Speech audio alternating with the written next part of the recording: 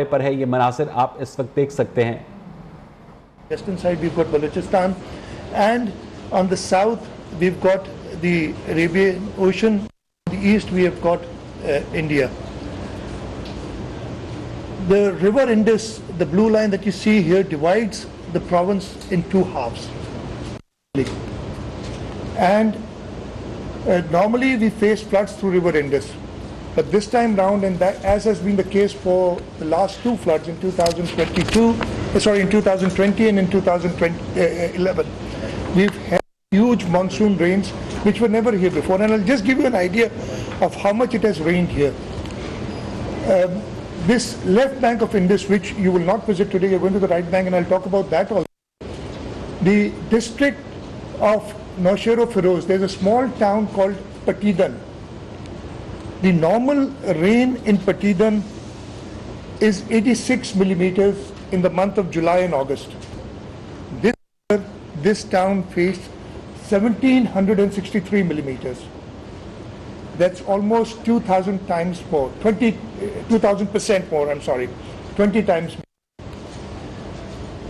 The entire left bank had rains of this kind. Today, sir, you'd be flying, you're right now in Sukkur, where the Sukkur barrage is.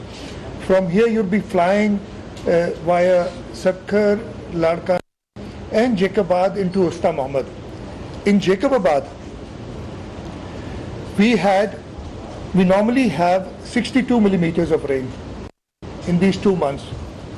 This year, in the months of July and August, we've had 783 millimeters of rain, almost 1300% more.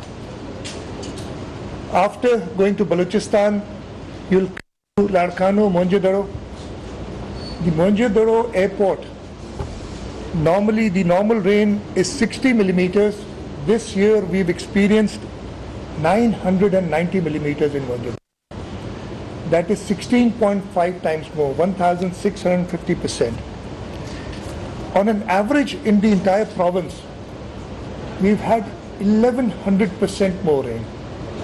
11 times more rain than normal. In such a catastrophe, it is very difficult to sustain. I'll just very briefly tell you about the past floods that we've had.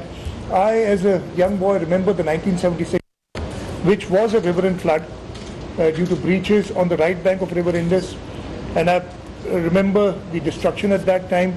More recently, we had the 2010 floods, which was a breach right here in the Indus River on the right side, and this entire right pocket was flooded till this lake, Manchur Lake, and I saw you asking a question about Manchur, and I'll tell you very briefly about it. This entire right bank was flooded, but only 4 to 5 districts suffered. And apart from these 4 to 5 districts, there was a little problem. There was a breach in Thatta district towards the left side of Indus River and Sijawal district. So about 6 districts were affected in 2010. In 2011, we had the monsoon floods, and they hit the left bank. The right bank there was no issue with the right bank. And about 6 districts of the left bank were affected in 2011.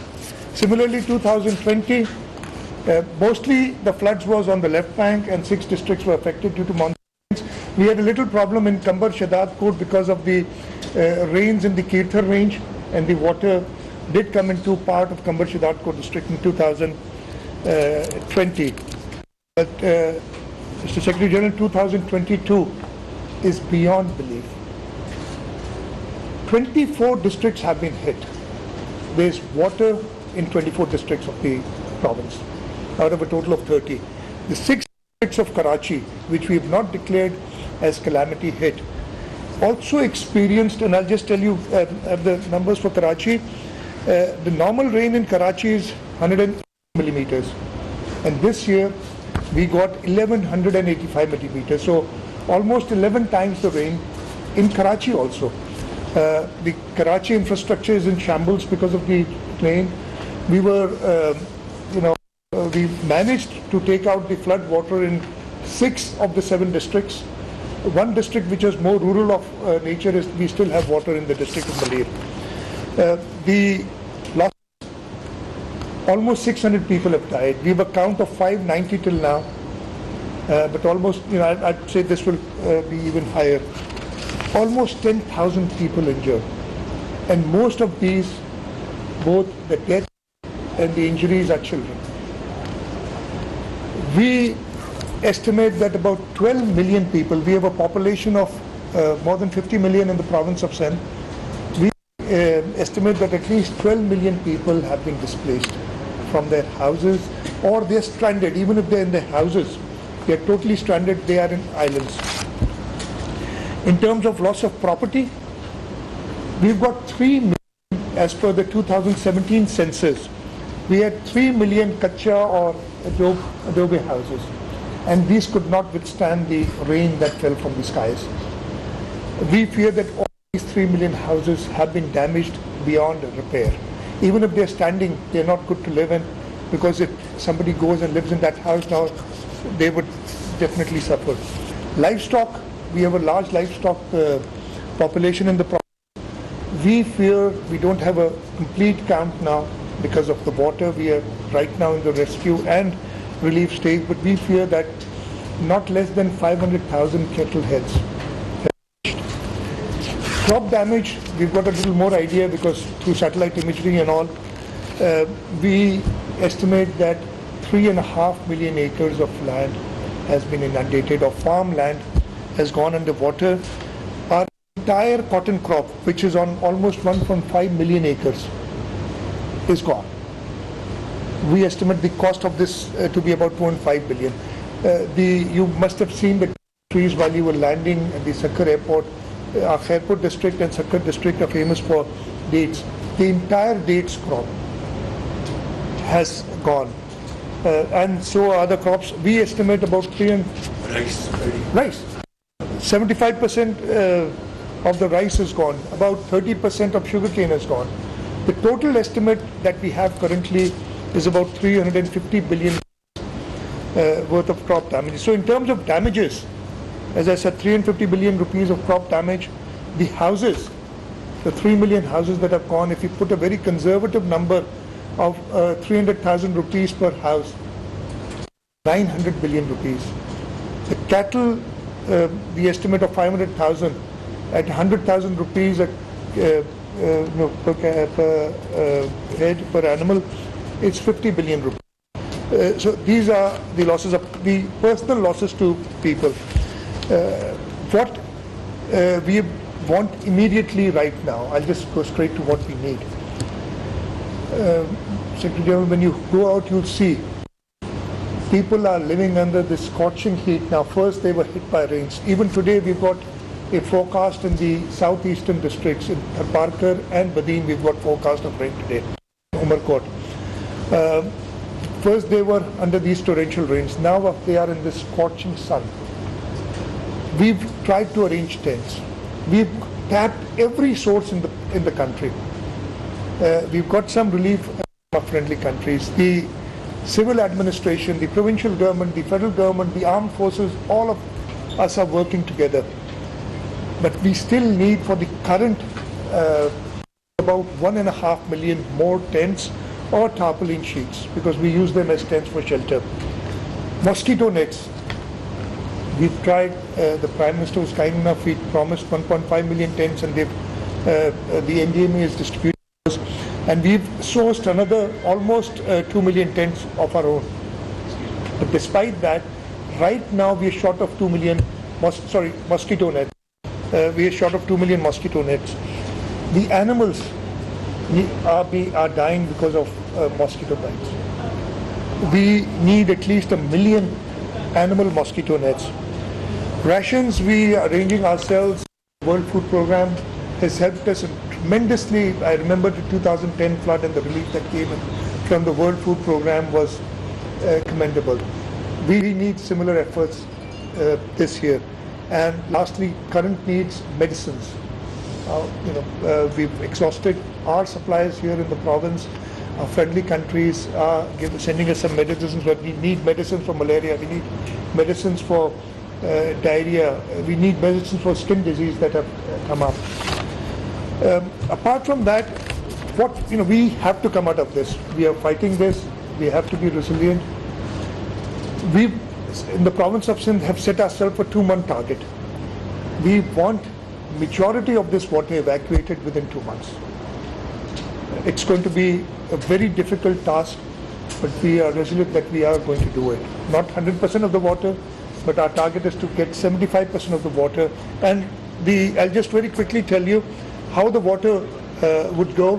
On the right bank, starting from Kashmir, all these districts, the water comes down to this small blue dot that you see here, which is the Manchur Lake, which right now is about 10 times its normal size. It's gone up to, on the southern side, there are hills. So we've actually sent water to the hills also this time. This water has inundated this entire Seven Tehsil after breaches of, man-made. We cut the Manchur lake ourselves, and now the water is going into the Indus, but the water coming in is still more than water going out into the river. We are hoping that the river levels will be more favorable in a few days and more water will be evacuated. So all this water will go out from the Manchur lake into river Indus and then to the sea. On the left bank of Indus, the districts close to next to the river, there are river escapes of canals. So we are going to use them to pump water into these escapes and then flow these water from the escapes into the river. But the other districts which are away, starting from the eastern side of Khairpur, the eastern side of Nawabshah, the districts of Sangha, Umarkot, Mirpur Khas, all of these would evacuate water through Badin into the sea. And that's the only way the water would go out. So we're trying our best to evacuate this water, and our target is to get 75% of the water out within 2 months, so that we can at least try to sow the rubber crop, the wheat crop in the province. If we are not able to do that, the farmers who've lost 350 billion rupees will lose another crop. That sowing will be delayed in any case. Sowing will be delayed, but we will have late varieties and try and so when the water recedes, all the people displaced will go back to their houses immediately. They won't wait for the government to provide facilities, because they want to earn their living, they want to sow their land for the next crop. And we'll need again a large quantity of shelters, of tents, of tarpals, of some kind of temporary shelters. And this target that we've set ourselves is 2 months, and we estimate about 3 million more tents that we are going to need, or shelters, if I may, for the short term, just this 2 months. We need to support these farmers. Farmers in the province, in Pakistan generally, and in the province of Sindh particularly, live from crop to crop. We take credit for our inputs, and we pay the creditors when we reap the crop. And we don't have anything to pay back the creditors. We don't have any money. The creditors will not give us more money. Even they are out of money. So we need to provide them support, and we feel that, and we need to provide them support for seed, we need to provide them support for fertilizer, we need to provide them support for tilling the land, to provide them fuel for their tractors if they have any remaining. And the estimate there is about 50 billion rupees would have to go immediately to the farming community just to sow the Rabi crop. Livestock support, the other source of income of the rural people is livestock. And though the damage is much larger, but we feel that immediately we need to import livestock from areas, from countries which have similar climates or similar breeds, so that we can give to these livestock farmers, and another 20 billion is required. Our irrigation network is devastated. The estimate for revival of the irrigation network, and this is a very preliminary estimate, is 195 billion rupees. We need to spend 30 billion rupees in the next 2 months to revive the system, to at least be able to sow the Rabi crop, just to that level. It's not a complete rehabilitation, just put it on a ventilator so that it survives and is able to give water to the Rabi crop. Similarly, the road network, the total amounts are much larger, but we need to spend about 15 billion rupees in the next 2 months. to make the roads motorable. Right now, you cannot go from Sukkur to Karachi. There's only one route, and the normal driving time is about 6 to 7 hours. It may take you up to 24 hours right now to get to Karachi by taking some detours, and you'd probably need a 4x4 vehicle. You would not be able to go in a small car. The government buildings, especially the schools and hospitals that have been damaged, we need to restore them immediately. And we estimate an amount of about 5 billion rupees for that immediately. Karachi, I told you, though it does not have water, when you go there in the evening, Mr. Secretary, tonight you won't see water in Karachi, but it had 11 times of the normal rain. The infrastructure is, and you would probably see that, is completely damaged. And we would need right now, in order to revive the infrastructure, and again this 2-month target, about 10 billion rupees. Then we have a medium-term target for 1 year. We need to make houses for these people. Again, at a cost of 300,000 rupees per house, we are estimating 900 billion rupees to make these houses. And they need a support. The provincial government, the federal government, and we're requesting the international agencies will have to come for the support. This is not their doing, they're suffering because of others. As I said, irrigation network, we expect to spend another 165 billion rupees just to revive it to where it was on the 1st of July 2022. The road networks, to revive it again, to bring it to where it was on the 1st of July 2022, we need 45 billion, another 10 billion for government buildings, and the Karachi infrastructure, 10 billion we need immediately, and another 60 billion we estimate in the next year to make it livable, if I may. I'll just try and end quickly. Ultimately, we need to upgrade our irrigation and drainage infrastructure. We cannot withstand these. We were not built for 10 times the rain. I don't think we'd be able to build the infrastructure for 10 times the rain, but at least we can endeavor to drain out the water quicker than what it takes now. This is a very rough estimate. We need 1 trillion rupees to upgrade the irrigation infrastructure, raise the dikes. The flood protection bund, which protects us from the hill torrents, was breached at 5 or 6 places, and we raised it after 2010 by 5 feet or 6 feet, but it breached at 6 places. So we need to strengthen that. The river dikes need to be strengthened. This year we did not have, we had just a heavy flood, not a super flood. We had 600,000 cusics at Guddu Barrage roughly. We've experienced up to 1.1 million cusics. The average flow at Guddu Barrage is about 400,000 cusics. The way the environment, the way the nature is hitting back at us, if we get 10 times the 10 times the flows in the river, that's about 4 million cusics of water. Now, I hope that be doomsday. But this is what the nature is doing, and it's doing because of no fault of ours. And lastly, the urban infrastructure. We feel that the cities of Karachi, Hyderabad, Sukkur, in order that we do proper drainage works there, another 1 trillion rupees are required. In terms of US dollars, this entire plan would be about 16 billion US dollars is what we estimate. When you fly towards Jacobabad and then go to Balochistan and come back to Mohenjo-daro, you'll see part of the disaster. You'll see water is receded because you're going towards the northernmost districts of the province. The water is receding from here and going southwards. There was more water here about a week back. As you go down, you'll see, lots more water. So the disastrous effect of climate change on Pakistan are entirely disproportionate to our contribution to the problem. We add, and I know I'm preaching to the choir here, I've heard you yesterday, we add negligible amount to world's greenhouse gas emissions, yet we bear the brunt of the devastating effects. It's only fair that we look to the world in the wake of the disaster that has befallen us. While I humbly phrase this as an appeal, it is in fact what we are owed by the developed world. Pakistan needs help.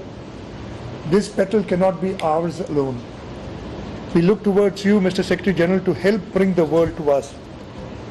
Today, we look to you to help us to provide relief. Tomorrow, we need to rebuild.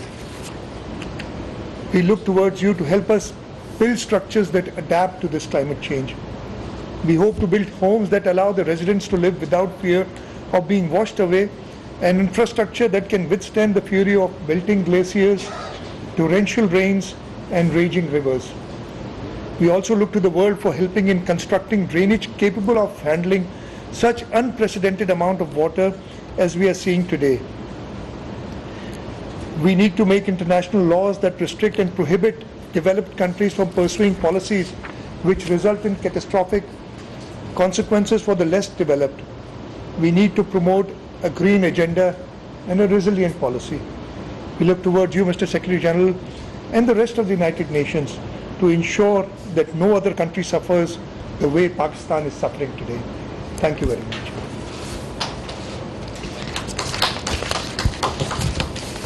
I guess we, I don't know if you want to say a few words or we just move to the helicopters? Want to say something? Say. Sure. Just a few words.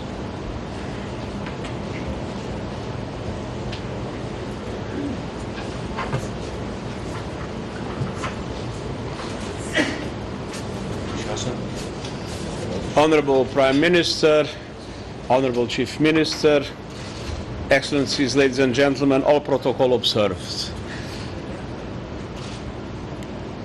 It is difficult not to feel deeply moved when we hear such a detailed description of tragedy, of the loss of life, of the destruction, of the loss of property, of the loss of livelihoods. But listening to you, I see that there is no loss of hope. But that hope to materialize needs the international community to recognize three basic facts. First, as you said, humanity has been waging war on nature, and nature strikes back. But nature strikes back in sins, but it was not sin that has made the emissions of greenhouse gases that have accelerated climate change so dramatically. So there is a very unfair situation in relation to the level of destruction that we are seeing here in Sindh. And so it is essential for the international community to understand three things, and obviously developed countries have an absolutely key role to play in the international financial institutions joining them. First is that Pakistan, including Sindh, needs today massive financial support to overcome this crisis. And I've been saying, and you repeated it, this is not a matter of generosity, it's a matter of justice. Second, we need to stop the madness with which we are treating nature. According to the scientific community, we need to reduce emissions by 45% until 2030. I'm not talking about the end of the century. I'm not talking about 2050. I'm talking about now. Now is the time to reduce emissions. And this will be essential in the discussions in Cairo of the COP. But the fact is that we are already living in a world where climate change is acting in such a devastating way. So there must be massive support to what usually is called adaptation, which means to build resilient infrastructure and to support resilient communities and to create conditions for those that are in the hot spots of climate change. And Pakistan is one of the 15 hotspots of climate change, for those countries to be able to prepare for the next disaster and to be able to resist the next disaster. And this needs a huge investment, and this investment needs to be provided. That's why we are asking for a strong increase in the financing of adaptation, of resilient infrastructure.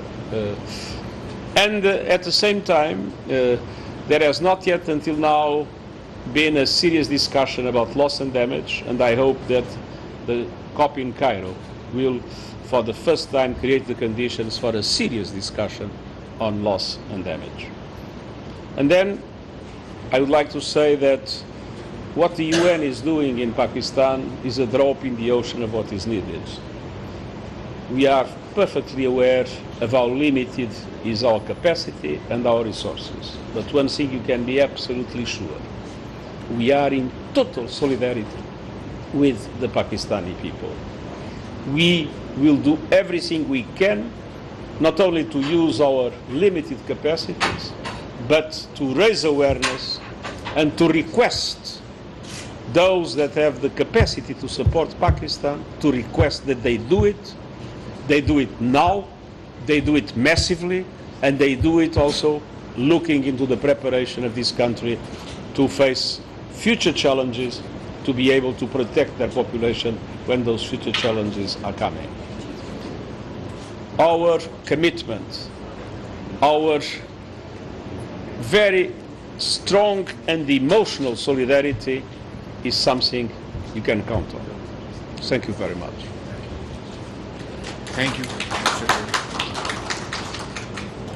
Shall we move?